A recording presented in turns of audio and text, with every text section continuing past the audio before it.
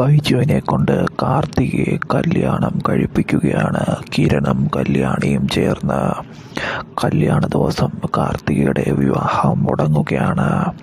വിവാഹം മുടങ്ങുന്നത് ദിലീപ് ചതിക്കുന്നതോടുകൂടിയാണ്. കാർത്തികയെ കല്യാണം കഴിക്കാൻ വന്ന ദിലീപ് എന്ന ഗംഗാപ്രസാദിൻ്റെ കൂട്ടുകാരൻ ചതിക്കുന്നതോടുകൂടിയാണ്.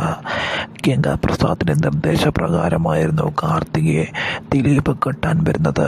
ഗംഗയുടെ അടുത്ത കൂട്ടുകാരനായിരുന്നു അവൻ. അവിടെ വെച്ച് കാർത്തികയെ തീർക്കുക എന്നുള്ളതായിരുന്നു ഗംഗയുടെയും അതുപോലെ തന്നെ ദിലീപിൻ്റെയും പദ്ധതി. ആ പദ്ധതി പൊളിച്ചെടുക്കുകയാണ് കിരണും കല്യാണിയും ചേർന്ന്.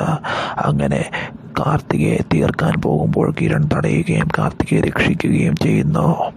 പെട്ടെന്ന് തന്നെ വിവാഹം മുടങ്ങുകയാണ് ചെയ്യുന്നത്.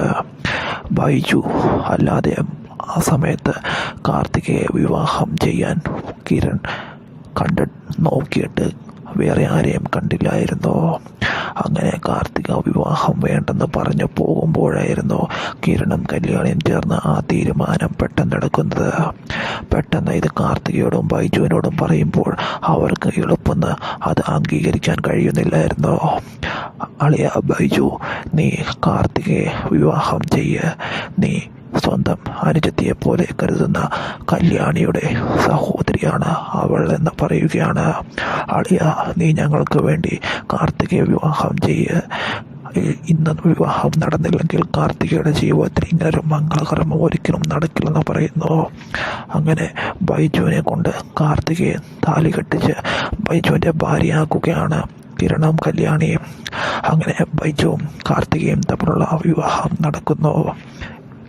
അങ്ങനെ ബൈജുവും കാർത്തികയും വിവാഹിതരാവുകയാണ് അപ്രതീക്ഷിതമായി തന്നെ. എന്തായാലും അത് കിരണിൻ്റെയും കല്യാണിയുടെയും പദ്ധതിയായിരുന്നു. അവർക്ക് ആദ്യം സമ്മതമല്ലായിരുന്നുവെങ്കിൽ അവസാനം ബൈജുവും കാർത്തികയും അതിന്